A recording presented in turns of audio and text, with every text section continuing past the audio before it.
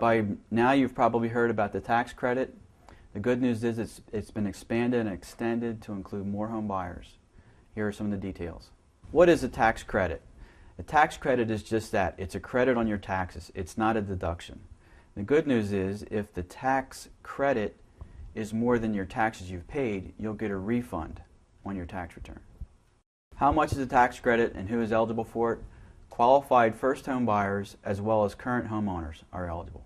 The credit is equal to 10% of the new home purchase price to a maximum of $8,000 for first home buyers and $6,500 for current homeowners. A buyer who has not owned a primary residence within the past 3 years is eligible. For married couples, this applies to both individuals, so if one of you has owned a primary residence in the previous 3 years, neither of you are eligible for the tax credit. And current homeowners who have owned and lived in your home for at least 5 consecutive years of the last 8 are eligible. For married couples, this applies to both individuals, so each of you must have had at least 5 years of ownership and residency of a primary residence.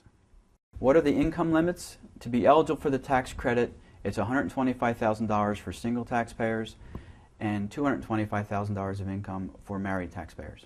What kind of home qualifies for the tax credit? It must be a primary residence.